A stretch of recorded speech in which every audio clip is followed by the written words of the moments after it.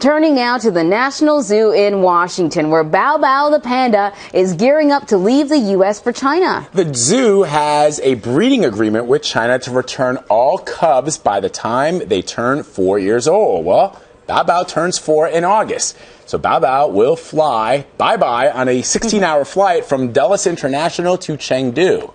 Now, we want to bring in wildlife biologist Jeff Corwin. He's following the latest from Marshfield, Massachusetts. Thanks so much for joining us.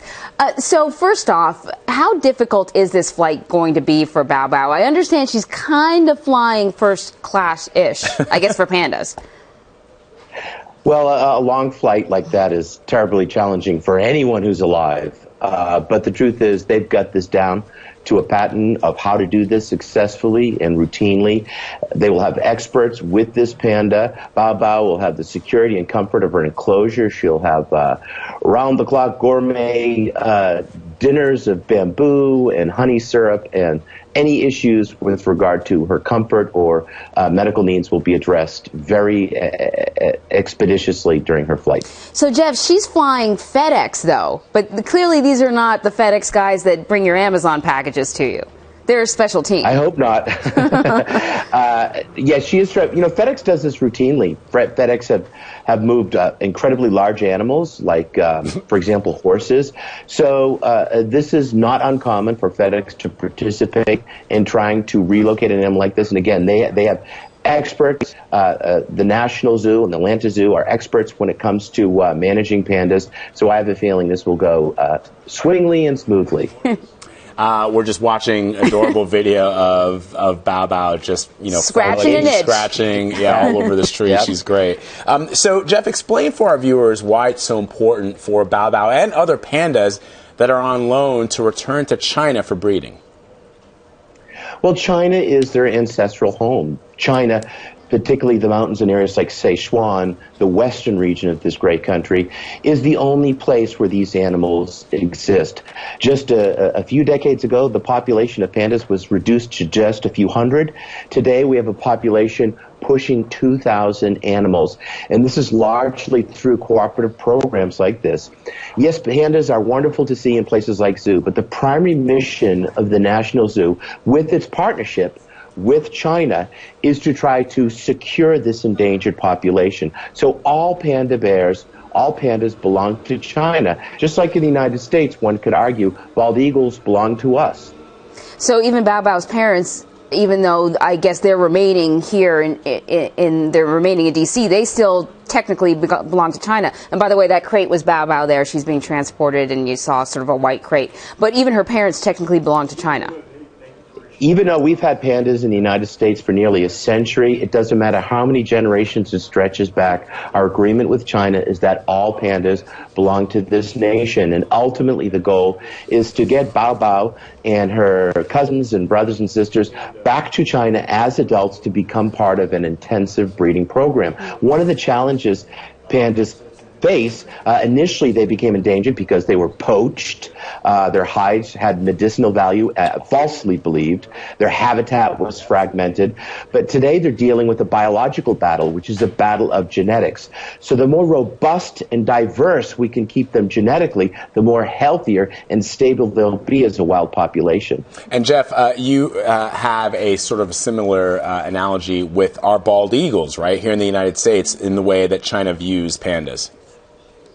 Exactly, and it's not just bald eagles. Many animals, particularly endangered ones, are shared in a goodwill cooperative system among zoos. There's a special stud book for many of these animals to ensure nice, healthy genetics and to ensure animals are in areas where they can be bred to secure wild populations. But it's true.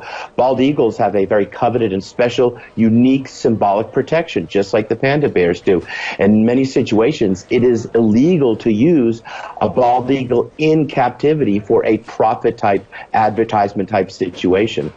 So how difficult is this adjustment going to be for her? I mean, I presume in D.C. there are a limited number of pandas that she's exposed to. I imagine in China, the compound or the facility where she'll be at, there are many, many more pandas and just a completely different environment. What's it going to be like? Well, pandas by nature are solitary creatures. They don't like to spend a lot of time with each other. The only time pandas ever really connect is during the breeding season. And so in China, they are certainly experts. The top researchers in the world are based in China and also in the United States when it comes to panda conservation.